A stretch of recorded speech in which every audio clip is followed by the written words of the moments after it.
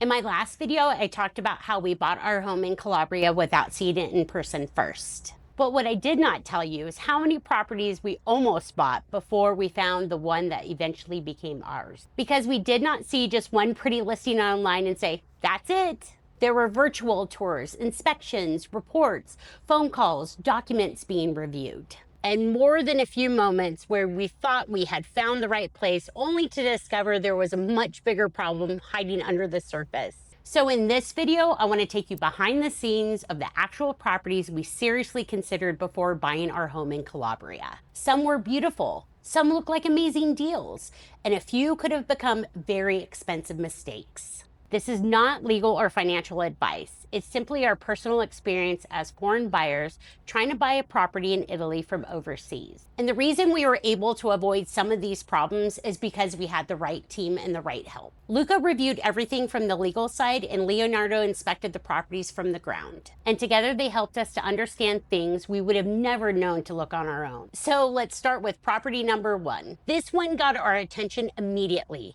It was close to the sea, it was walkable, it had beautiful views, and honestly, it looked like that kind of place you imagine you dream about owning a home in Calabria. The photos looked great, the location looked great. There was nothing immediately that screamed problem. We liked it enough to schedule a virtual tour with the real estate agent with the help of Luca. And during that tour, something happened that seemed almost insignificant at the time.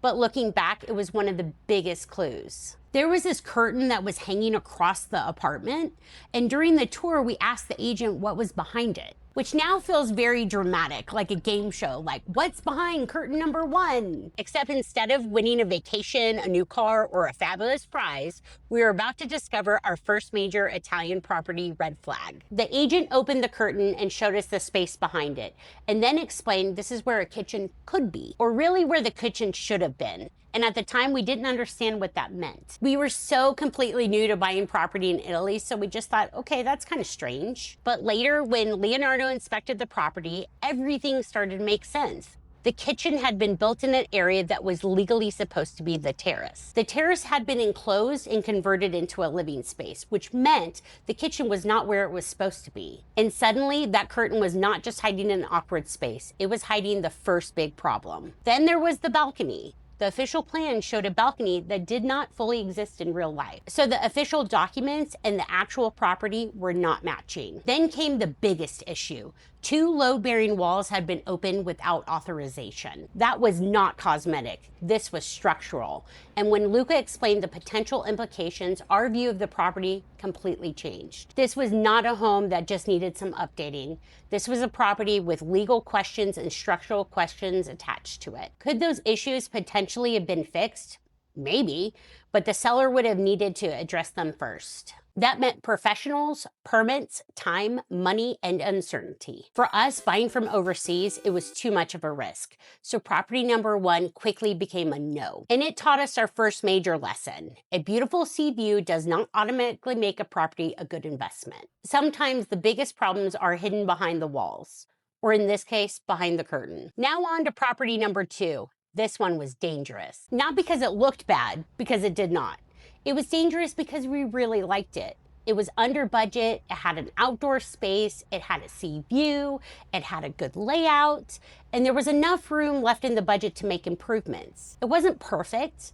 The windows needed work. The electrical system probably needed some updating. The plumbing really needed to be inspected. There was no real heating system, but those things felt normal, like it felt like a renovation project.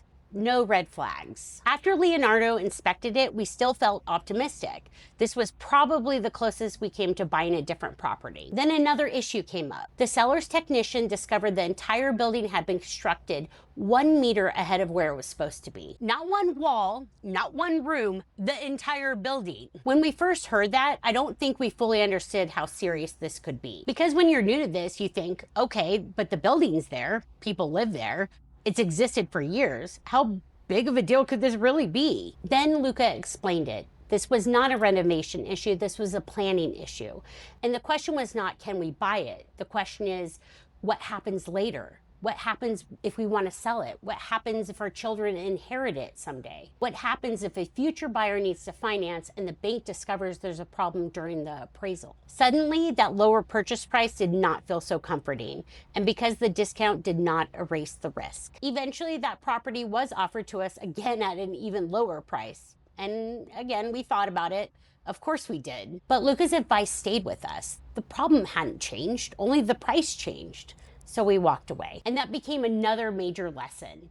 A cheaper property doesn't always mean a better deal. Sometimes it's cheaper for a reason. And Calabria was not just some random place we were considering. This is where my family roots are. This was the dream. Still, we kept looking. And during one of Leonardo's trips, we asked him to visit 2 properties for us. This one was absolutely adorable. It was small, it had character, it had an outdoor space, and honestly, it was probably one of the most charming properties we looked at. And quite a few months earlier, I probably would have fell in love with it immediately. But at this point, something had changed. I was not looking at properties the same way anymore. I had started to learn what questions to ask. And the one thing that immediately caught my attention was that outdoor kitchen. Before this process, I would have thought, oh, that's charming. It's so Italian.